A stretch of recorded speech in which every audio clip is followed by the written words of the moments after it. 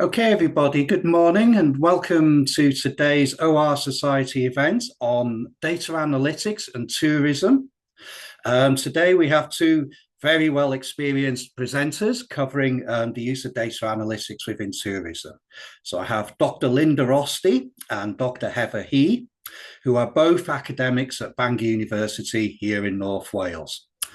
Linda began her academic career in Australia and worked in Italy for a few years, for about 14 years before relocating to the UK. So she's been here at Bangor University since 2022 and is a senior lecturer in tourism management at Bangor University. So she leads on a research group covering tourism and place engagement. And her research focuses on sustainable tourism with a specific emphasis on its socio-cultural aspects and the behavior of green tourists. So she's worked on lots of industry applied projects and concentrates on the well-being of local communities as guardians and promoters of equitable forms of tourism. Heather is also a lecturer in data analytics and data science at Bangor University and has a lot of experience applying data-driven methods to real-world problems. She's led on more than 10 data-centric projects funded by organisations such as the British Academy and the Skills and Innovation Voucher Scheme that has been organised through the UK government's Levelling Up agenda. Her work involves close collaboration with local tourism organisations and SMEs, where she's applied visitor and customer behaviour analytics to help partners there understand their demand patterns, enhance service offerings, and make evidence-informed decisions. So Linda's going to be offering a cross-regional perspective on how data analytics is being adopted across the tourism sector in the UK, Italy and beyond. Drawing on her experience of working with local international partners, she'll discuss the opportunities and challenges facing tourism organisations as they seek to become more and more data informed in their activities. Heather will be taking a technical and practice orientated perspective to the concerns here, showcasing how visitor and customer analytics can support tourism business in understanding the behavioural patterns of the tourists that are using their services, alongside forecasting demand and enhancing decision-making processes. So drawing on two recent collaborations with some local companies, she will illustrate the unique analytical challenges involved with tourism, including aspects such as seasonality, fragmented data systems, and rapidly shifting visitor behaviours. Both Linda and Heather will also discuss potential for student consultancy projects and analytics-focused degree programs to support the sector, bridging skill gaps and delivering practical high-impact insights for tourism organisations. So I will hand over now to Linda and Heather, who will give us what I'm hoping will be a very interesting presentation. Thank you very much. Thank you very much, Chris. I will start by sharing my slides. Okay, so thank you very much, and thank you to Heather and Karen for organizing this session. It's a pleasure to be here and talking about tourism and data analytics in tourism. It's a 20-minute presentation I'm doing before Heather, just to give you an idea of what is happening in tourism and why tourism analytics or data analytics in tourism is so important. We all know about the importance of tourism.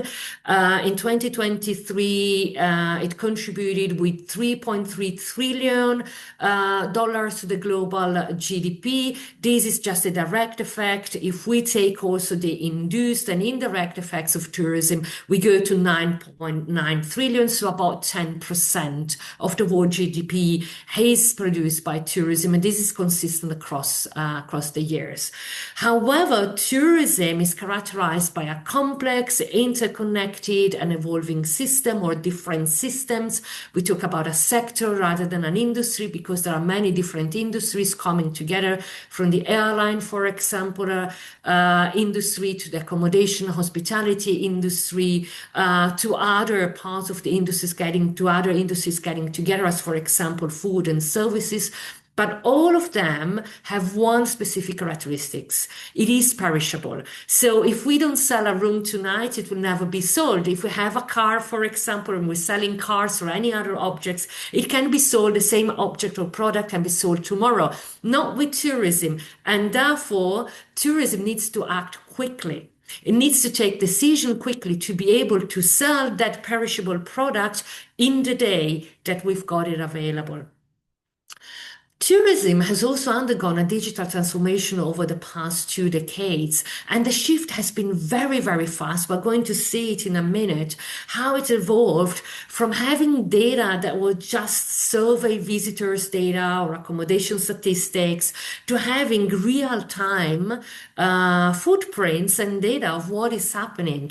And that is helping tourism managers and destination managers, tourism business managers and destination managers in taking decisions, real-time decisions. The problem, however, is how do we deal with all of this data? We're talking about big data, and tourism is one of the first sectors to deal with big data, and has done so with social media platforms like, for example, TripAdvisor.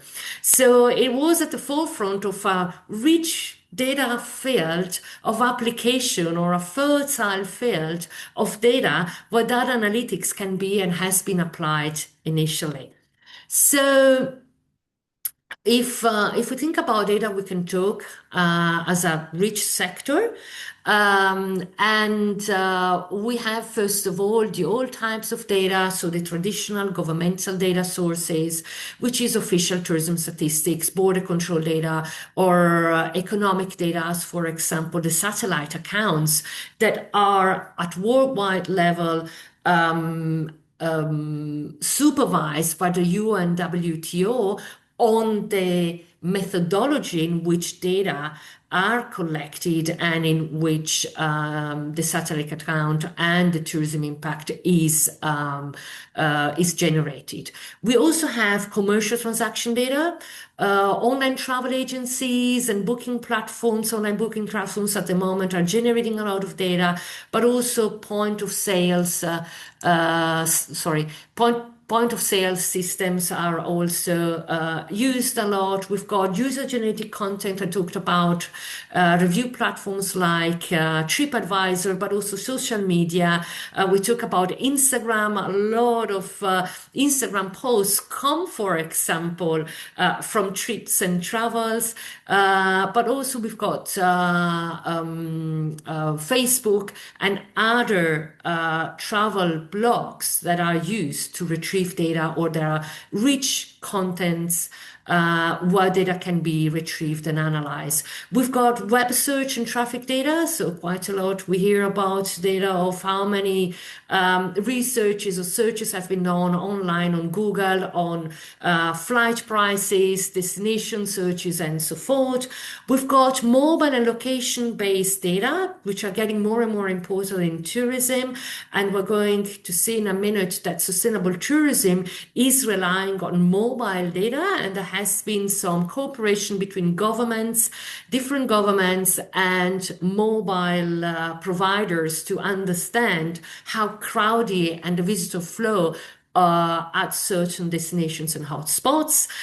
We've got sensor and IoT data, Internet of Things data, that is growing through the emergence of smart destinations, and getting more important because we're creating control rooms at destination level where all of the sensor data are channeled in, and destination managers or mayors of cities can take real-time decisions to open or close destinations, roads, to divert people, and so forth. And then we've got the emerging data sources that are still very much in an experiment, but satellite imagery to determine the difference in the development of parts of the destinations, drone footage, VR analytics, so virtual reality is used into the experimental prototyping phase of places, but also chatbots. For example, I'm at the moment working on analyzing data from chatbots. A destination in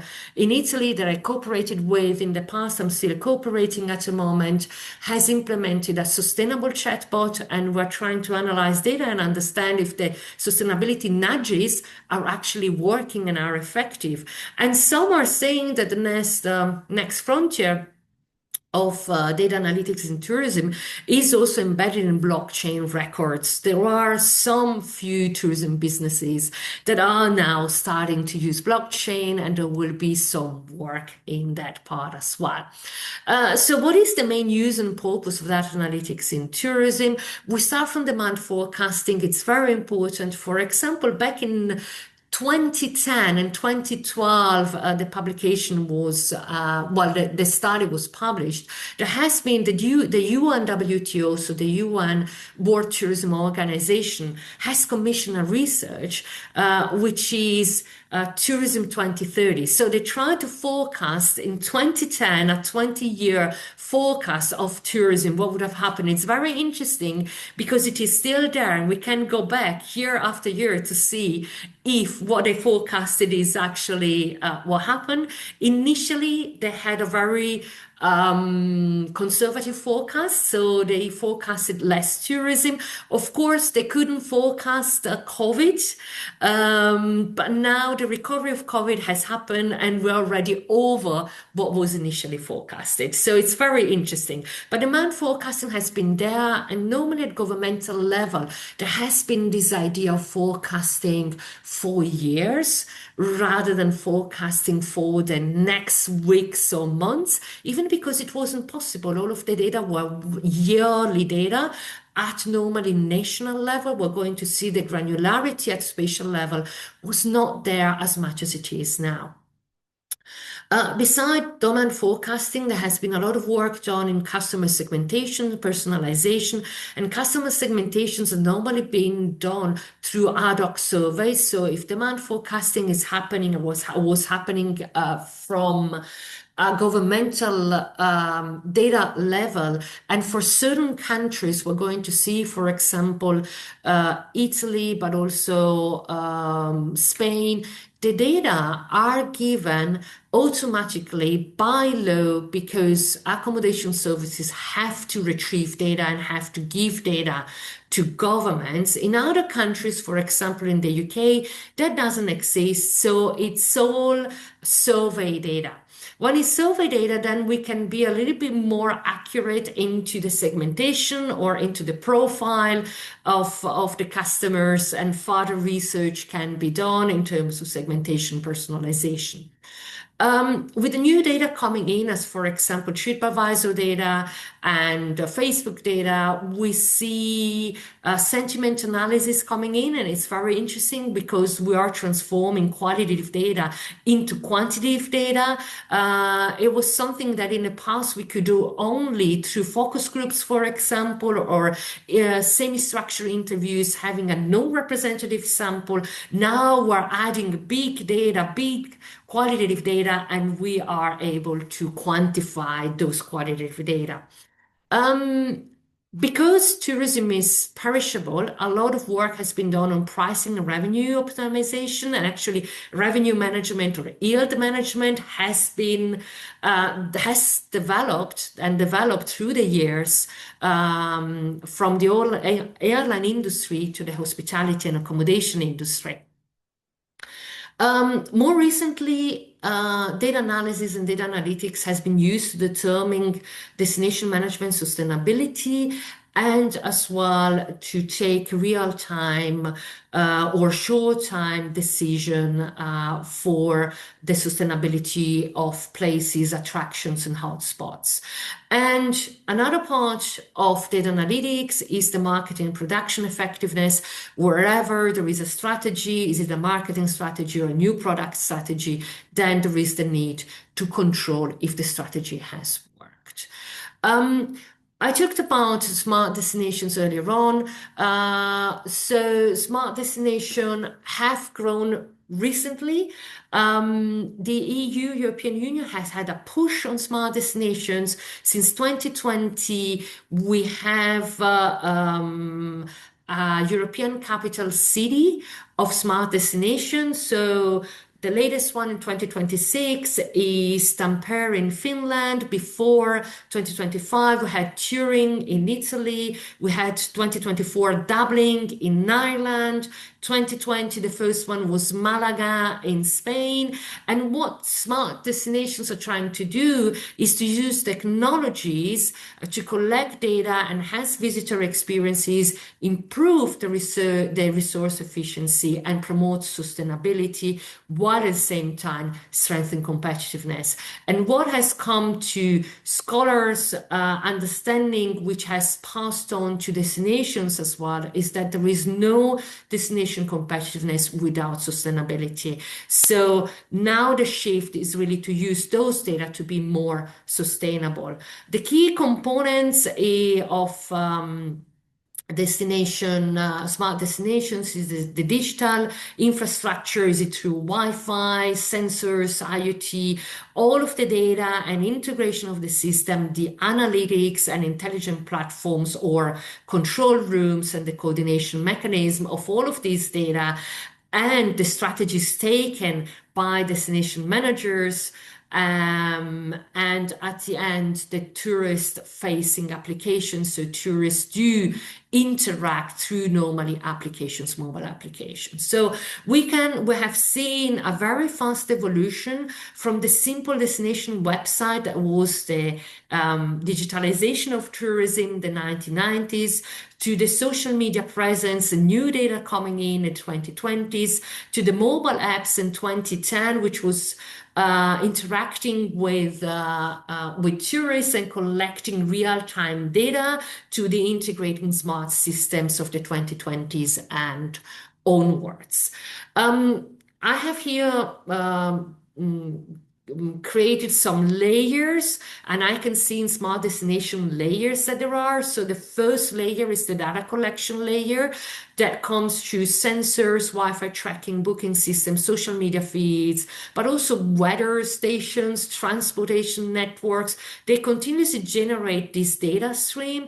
Then we've got this integration layer, and the point is being able, and the difficulty is, or it's difficult to combine and integrate all of these data and statistics.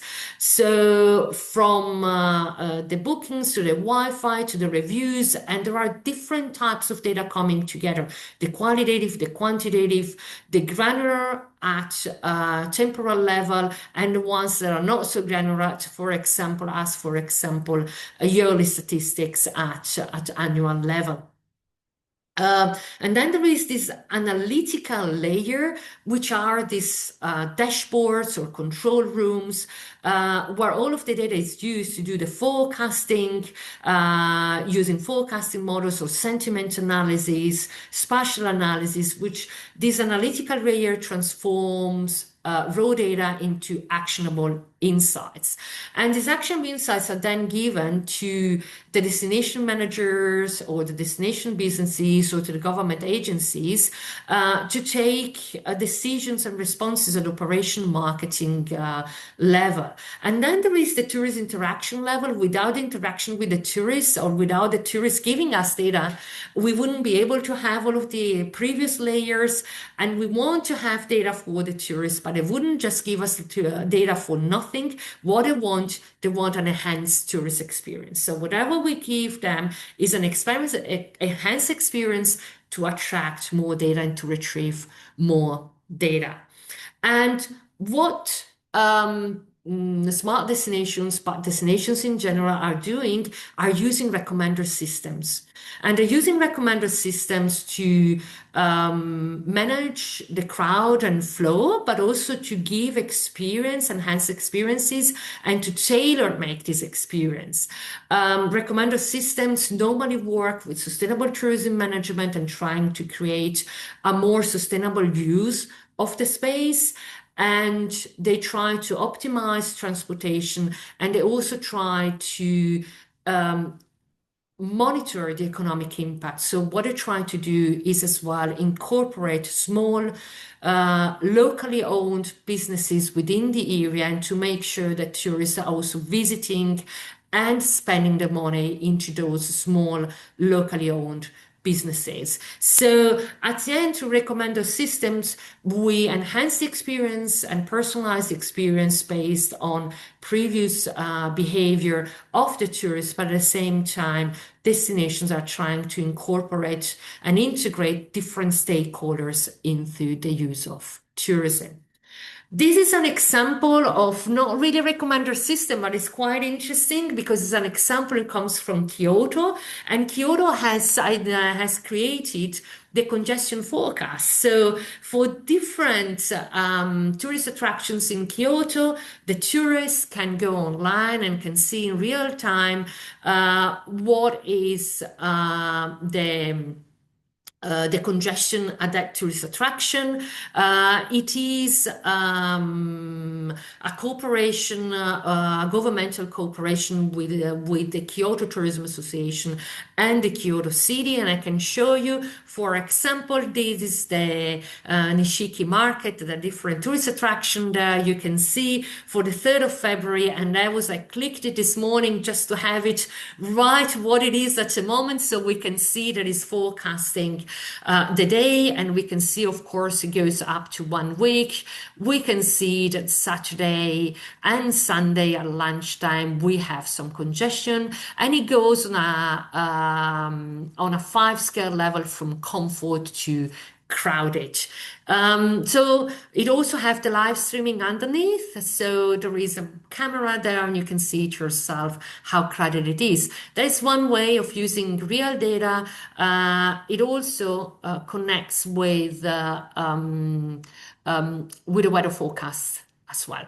So very granular, hourly forecasting, and giving you an idea or tourists an idea when it's best to visit the market to be more comfortable. So in general, we have seen a shift and a need for tourism analytics, a shift from the forecasting, traditional forecasting, which was yearly or maybe monthly forecasting, to a more granular in time and space data. So monthly and quarterly data, normally they come up with a 4 to 8 weeks, if we're lucky, 4 to 8 weeks delay or publication lags. They're useful to understand historical trends, but are adequate for operational decisions. Big data sources provide hourly, daily, even minute level information. And so the search queries update continuously, as for example, media's post or search queries on the web. But they are there and they are constant. They come in. So what Wu et al., and this is an important paper if you're looking at understanding what are the new trends in tourism forecasting. They said that most forecasting research is still focusing on monthly, quarterly publications, while we should move to high frequency hourly and daily forecasting, which remains really still under research. And I'm going to, in my last slide, you're going to see the actual reference for the publication, so you can find it online. What is important with high frequency is that we talk about not only time frequency or granularity from years to minutes, but also spatial granularity. So from countries, which is most of the forecasting, to neighborhoods, going down to neighborhoods. And mobile data, for example, allow us to have this high frequency, the minute and the neighborhood level as well. Something that has grown as well is nowcasting. So trying to forecast the present before official data using real-time big data proxies to determine the now. And what is the new trend as well is using mixed frequency samples and using MEDAs as models that can help us in integrating data that have mixed frequencies. I've got some links here that I'm not going to get into each link now, but I'm just showing you some screenshot of the new open data platforms. Governments have realized that data needs to be democratized, so made available to everyone. There are some governments that are forefront of this. There are some governments that are lacking a little bit behind. There are some governments that are including real-time data or at least monthly data. There are some governments we're going to see that are publishing or making data public with years lag. So the UN WTO, which is the UN World Tourism Organization, very important, is the world representation of tourism, has a statistical database where you can go and download data, worldwide data. They normally are on international arrivals and economic data from satellite accounts. The EU has data. So if you go on the link, this has already the query of tourism. You will see how many data sets are there on tourism. Spain is very good. It has national data, monthly level. At the moment, they have the lag of few months. So you can retrieve already your data from November 2025, and they are at destination or regional area. UK, Visit Britain has some research, but not real-time data. They are all come from surveys that were done because they have no law forcing tourism accommodation to give data to the government. So they go through the traditional surveys data.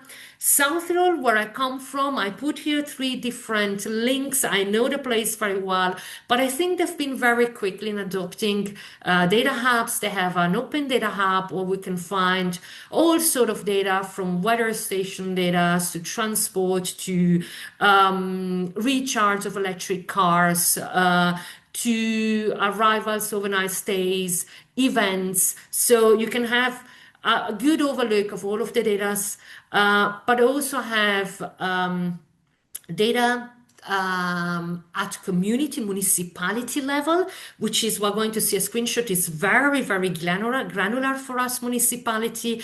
And then they have data that they release monthly for tourism, arrivals and overnight stays based on origin country. I have put here as well a link for the EU. The EU Open Data Project is still work in progress. However, the EU has realized that there is the need to share data and have this big project of sharing data among countries. It will be interesting to see what is going to happen. So this is the Spanish national statistics. Is nice because it still is in English, so you can retrieve information in English. Here are the 2 screenshots, one on the left where you can see it goes at monthly level. The latest one is November 2025, and you can see the origins of the tourists. On the other side, you have you can see all of the destination level or regional level, and again monthly level from November. The latest one is November 2025, and you can do some cross tabulations as well, and you can easily download your data. This is the one in South Tyrol. This is municipality level data. This is only in Italian and German. I am sorry, there is no English, but if anyone wants help to retrieve this data, they can help me. I would be very happy to translate for you. Here it is, the number of accommodation services or accommodation businesses divided between serviced accommodation and non-serviced accommodation. The interesting thing is that we've got one municipality, and you can see here that they have only 3 services. So it goes so granular that then you can combine with arrivals and overnight stays, and you can actually know the business, how the business are operating. But it's so interesting to have so granular data to say, well, we've got only 3 accommodation services, or for example, here in this municipality, only 7 accommodation services, and they still publish the data. This is still from South Tyrol. This is at monthly level. So we see here, this is in English. And we've got the monthly level, which is December 2025. And we see the country where people are coming from is not a municipal level, but is a regional level within the region, so destination area level. It's quite granular anyway. And here is the UK, the Office for National Statistics. You can see they're lagging a little bit behind. So in December 2025, they released data for 2022. So here the governments and the laws are really making sure that data, are or are not up to date. And Italy and Spain, they have a law that hotels and accommodation services had to release the data immediately, makes a difference. In the UK, there is no register for accommodation services, so it makes it really, really hard to collect those data. And it's only estimated data. In Italy, again, going back to Italy, the Italian National Office for Statistics since 2020 has worked with the main mobile operator to combine data. And they said what they had at national level was arrivals and overnight stays. It could go down to municipal level because every region collects municipal level data. Normally then it's treated at regional or provincial level, but the data are not showing day visitors and the data are not showing the congestions or how attractive are certain hotspots or attractions within Italy. So they worked. It has been an experiment. We are at the Project Foundation 2023, 2024, and they chose only certain destinations to work upon. We're going to see how it's going to evolve, and we hope that national statistics will release data and that everyone can retrieve and can work with mobile data, because at the moment they're very expensive. But the use of mobile data in tourism is very important. We were used to work with traditional accommodation statistics, for example, which coverage is only the registered hotels and B&Bs in case Airbnbs, but it was difficult. While mobile data is all tourists using a mobile phone, the frequency was monthly. If it's good, it's a 6 to 8 week lag. With mobile phone data, we've got daily, weekly, within 1 or 2 weeks, we've got the data. The special detail in Italy, we were going from municipality level, which was quite good in comparison to other countries. But now with mobile data, we've got all locations visited. What we could capture was overnight stays and arrivals. With mobile data, we capture day visitors as well, which are very important, because they also have a strong impact on the destination.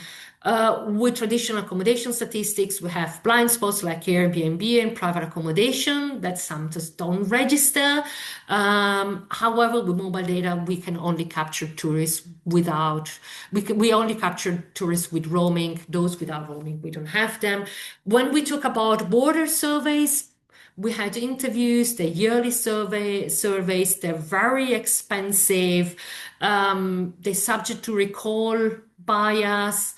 It's not possible to do real time. It's very expensive. While with mobile data, all tourists are detected. There is a passive collection, so tourists don't even realize they're giving us those data. It's objective network record.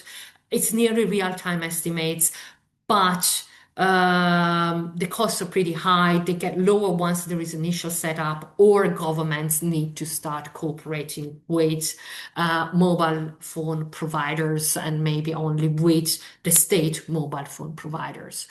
The future of tourism analytics, the future is really the integration of data.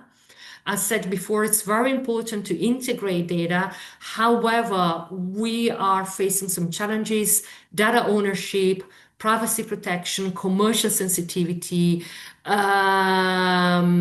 governance frameworks. As said before, governance frameworks really make it easier, not easier to have this data, but as well costs. I talked a lot about mobile data, but mobile data are very expensive. one way, and I've seen a research done on use of credit cards, which is interesting because we've got expenditure as well, but as well they're also very expensive to buy.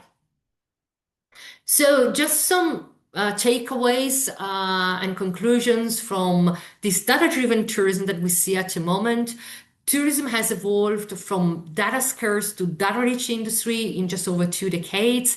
The challenge now is not the data availability, but the data analytics capability. So we have seen and that the smart destinations in the capital, so smart tourism, the mayors, the managers are saying, I've got all of this data, but I can't find anyone that is capable of analyzing all of the data and giving me resourceful insights. So that's the big point.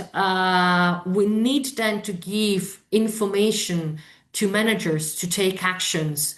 And though some of the data are not so actionable or some of the results and models not so actionable, the multiple data types and integration is the key to it. Data come from every part of the tourism value chain, from demand to every part of the supply. Real-time granular data enables shifts from reactive to proactive management, so forecasting right at the last minute. And smart destinations represent an integration of data, and government open data hubs are the new forefront, and we'll see more governments opening up to data. And businesses as well. For example, South Tirol had a big push on having private businesses come in and join into this open data hub.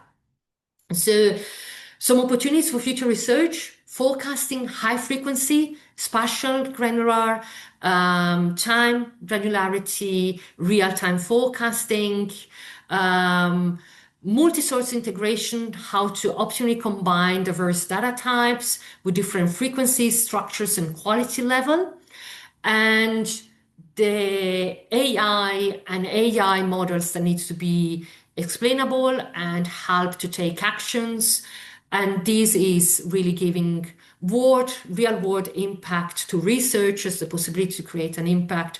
Tourism industry actively seeks data analytics expertise that give an opportunity to applied research, consulting, industry partnership as well. And that's it. And I finish with an interesting reading that I referenced before by Wu Song and Song. And it's one that would give you some really nice information on where to go on tourism forecasting. Thank you very much. Thank you, Linda. That was a really, really interesting presentation. That's excellent stuff. As we are moving on, I shall quickly pass over to Heather, who can start on her presentation now. Thank you very much. Thank you, Linda, for this very comprehensive introduction of how data analytics are being used in tourism. So from my side, I'm going to share my screen. So what I'm going to do here is I'm going to focus more on the applied practices and how the challenges identified in these practices can inform the skills and the capability development. So for today, I will take a practice-oriented view of tourism analytics, what it looks like in real organizations, what kind of decisions it informs, and how data is actually used on the ground.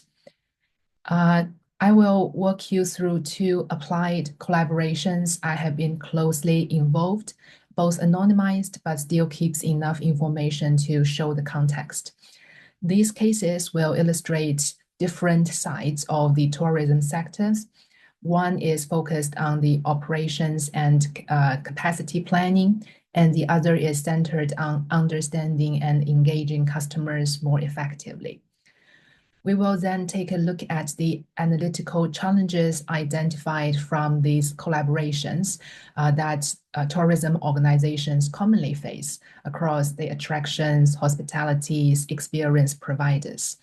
And finally, I will conclude with a few cases imply, say, what kind of skills development, in particular, how universities, short courses, student consultancy projects, business clinics can help bridge these kind of capability gaps. As a warming up, let's look briefly at two examples. The first one, many of us will recognize Airbnb and how it used data to shape customer experiences. A core element of B&B's strategy is personalization in marketing. The platform learns from the preferences users express through their browsing behavior. For instance, if someone consistently searches for pet-friendly stays or for homes near beaches, the system starts tailoring the experience, the promotion.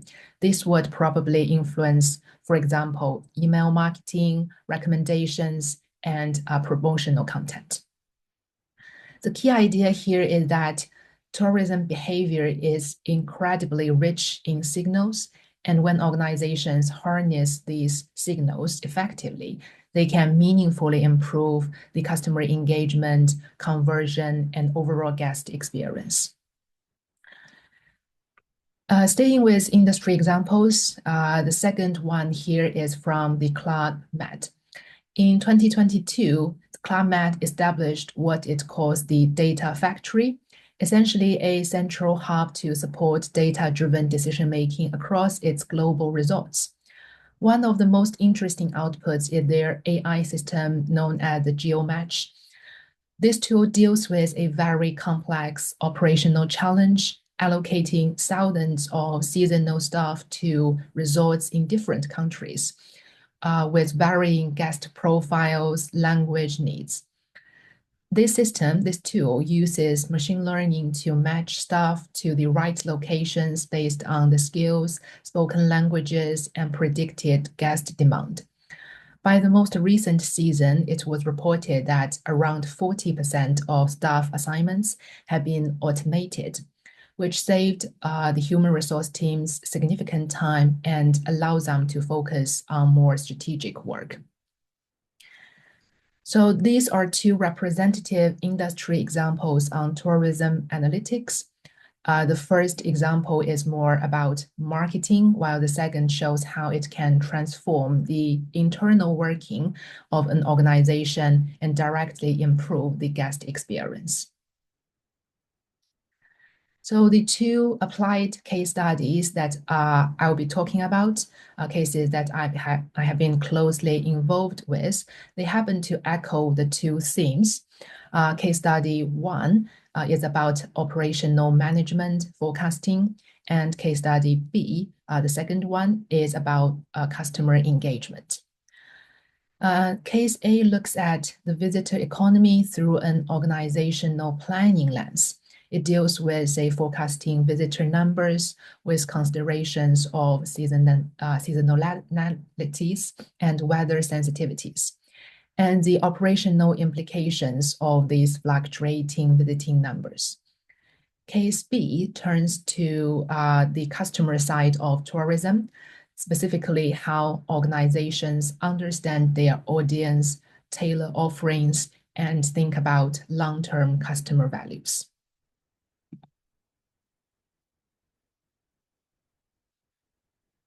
So for case A, it focused on a heritage and conservation organization in the UK that manages multiple sites, including 2 properties in Wales, properties analyzed in this project.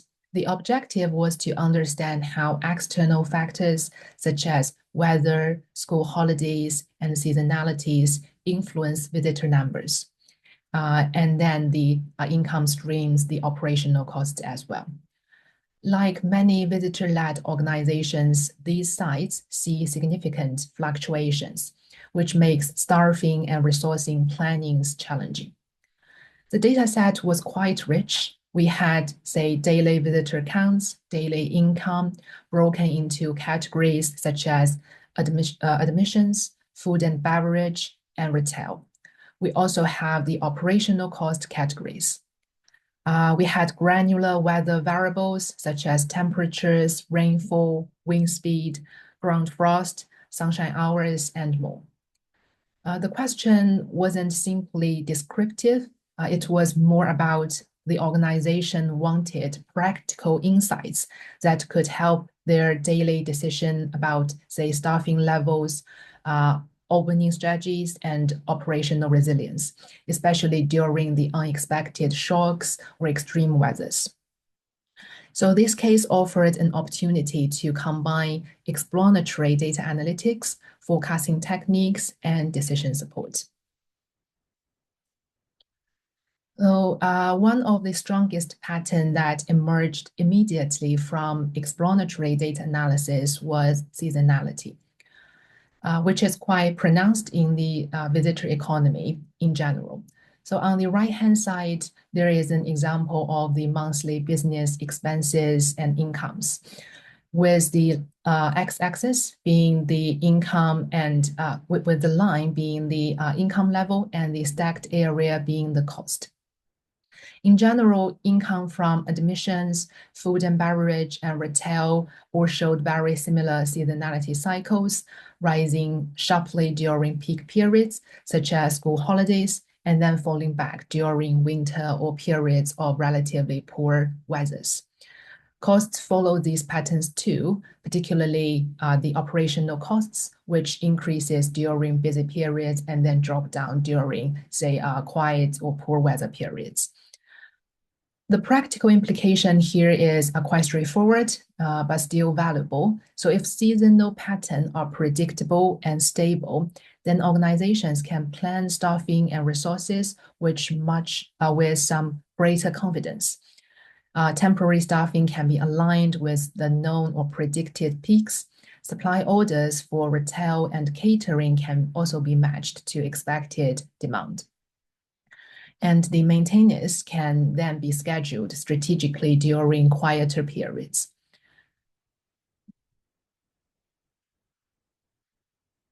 And then when we dug deeper, we found clear relationships between the weather pattern and both visitor numbers and revenue streams. Again, on the right-hand side, we have two heat maps with the x-axis listing weather conditions. So we have from the left-hand side, ground frost, HERS representing humidity, and then the rainfalls, wind. To the right ends, we have tests that represent the temperatures. A warmer color like red amber means a positive correlation between the weather conditions to these visitor numbers, spendings, and income. So it seems that warm, pleasant weather tended to drive higher visitations, especially for the more outdoor-led site. Conversely, the blue colors represent negative impacts. So colder, wetter, or more disruptive conditions had noticeable negative effects. And the interesting pattern was how the two sites differed slightly. So here, site one has more indoor activities and structured spaces, and it shows relatively weaker sensitivity to weather, while the site two here on the bottom relied much more on outdoor experiences, was significantly more weather dependent. So for instance, the correlation between the temperature and the payers was around 50% for site one, still significant, but much less than the 80% correlation for site two. So the rules and the predictions, forecastings need to be site-specific, not generic. So once we understood seasonality and weather sensitivity, this project moved into forecasting and early warning. The goal here wasn't to, say, produce a perfect prediction. Tourism data, or in general, the data analytics wouldn't allow a perfect prediction. So the major purpose here was to create a useful operational tool that could support day-to-day or week-to-week decisions. We experimented with several approaches. We began with simple statistical threshold, for example, unusually high days relative to historical patterns, to prove a clear, transparent, explainable baseline for identifying the out of the ordinary visitor numbers, spendings, income. But the fixed thresholds can be problematic sometimes. For example, it can be overly conservative and trigger false alarms when patterns shift with seasonalities or weather. We therefore added two lightweight machine learning checks, the first being the isolation forests, which can flag points that are easy to separate from the general or normal patterns across multiple variables, and k-nearest neighbors, which flag days that look unlike to the majority of their neighbors or similar days. So after setting threshold, we used time series forecasting models, namely the LSTM and transformers, to predict expected visitor numbers from past trends and weather. And comparing these predicted figures to the developed threshold, that allows early warning when forecasts exceed the threshold. So here the visualization gives a simple example where the red lines shows threshold derived from different methods, the traditional statistical ones and the lightweight machine learning methods. The blue lines show the actual numbers, historical numbers, while the green dashed lines for predicted numbers. The outcome was a practical framework with room for improvement, of course, but that helped the organizations to identify potential anomalies before it actually appear. That can prepare, say, staffing more effectively, resource planning more effectively. So even simple early warning alerts turn out to be valuable for the operational teams.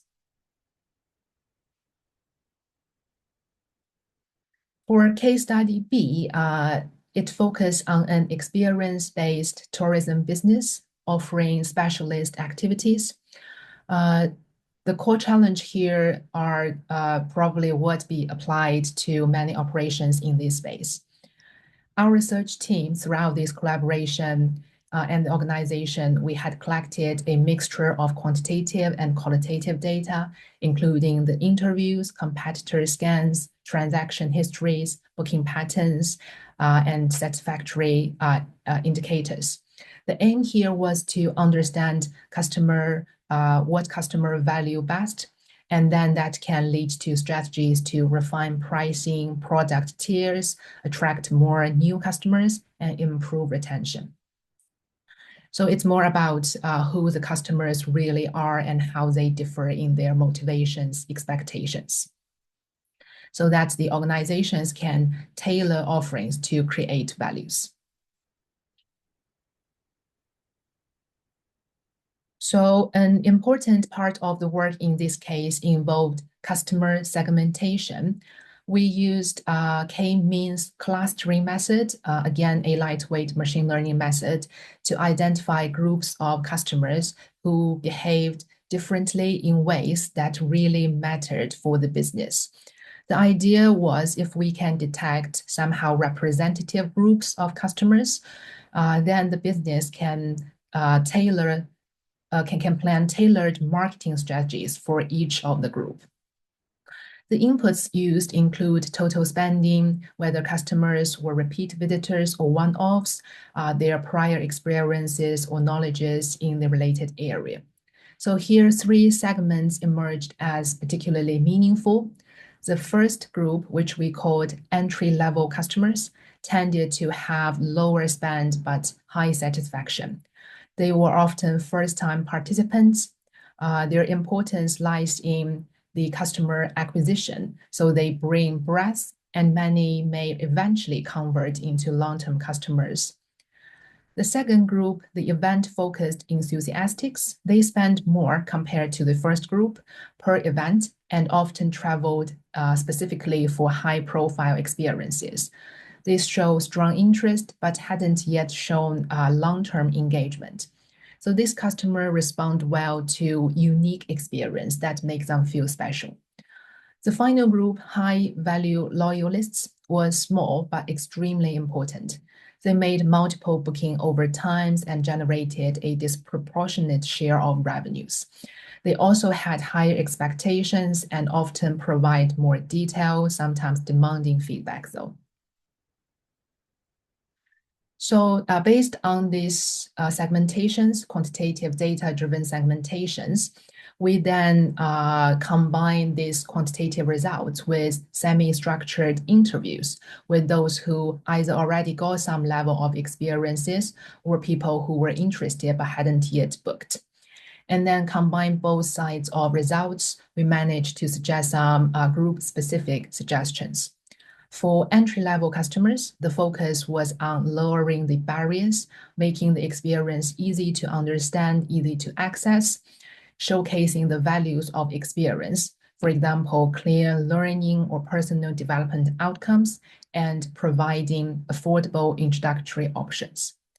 For the second group, because they really cares about the unique experience, the priority was enhancing the uniqueness, offering, say, behind-the-scene access opportunities for deeper engagement.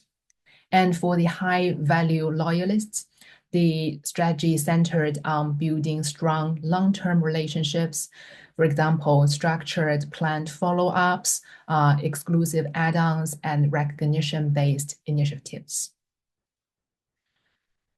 So for the last maybe 1 or 2 minutes, I'm going to talk about the practical challenges in tourism data analytics and how we can, our universities' educations can bridge these gaps. So in the process of collaborations on these projects, so there are a few common challenges. For example, data is often fragmented, stored across different booking systems in different structures. And sometimes the data were not managed in a standardized way. And that means staff turnover, say someone knows the data left, then the knowledge about how the data was collected or intend to be used will simply disappear. And tourism organizations can face unexpected shocks like extreme weathers, geopolitical instabilities. So as the university, there are several ways that we can help to bridge or cope these kind of challenges. On the formal education side, degree programs where tourism-facing analytics pathways help create shared language, build data literacy, and more importantly, the capability to manage data properly. So the management could include, say, developed standards of how data should be collected, named, linked, and transformed when needed. And there is also possibilities for short courses, micro-credentials that can play a different but equally important role. So these can be designed to have immediate workplace impact, offering hands-on training in the data cleaning, dashboarding, and forecasting. Finally, the university industry mechanisms, such as the clinics, drop-in sessions, student consultancy projects, and the knowledge transfer partnerships, which goes further, they can all support us to build long-term capacities and demonstrate that how data analytics can help the tourism sectors to grow in terms of the practice, the systems, and the people in this sector. So thank you very much. Happy to take any questions if there are any. Thank you very much, Linda and Heather, for 2 very interesting presentations. Certainly got my forecasting interest going there for definite. So does anybody have any questions from the audience for Linda or Heather? Is there anything in the chat, I wonder? Let's have a look, see. No questions in the chat. Okay. So does anybody in the audience want to ask Heather or Linda any questions? Okay, well, I'm certainly very interested in the high frequency forecasting side of things. So I'm going to go off and read the suggested paper by Linda. and go and get some inspiration from there, definitely. So I think that'll be on my case for this morning for the rest of it, for definite. So, and then, yeah, because that side of things is very interesting for me, definitely. Okay, brilliant. Well, thank you everyone for coming along for a really interesting presentation. And I hope everyone enjoyed it. I believe the session has been recorded, so I should imagine that Karen will be sending out the link for that via emails for everyone who's been registered for attendance here this morning. Okay, on that note, thank you everyone for showing up, and thank you to Linda, Heather and Karen for putting on such a really interesting presentation. And we look forward to seeing you other Operational Research Society sessions in future. Thank you very much. Thank you. Bye.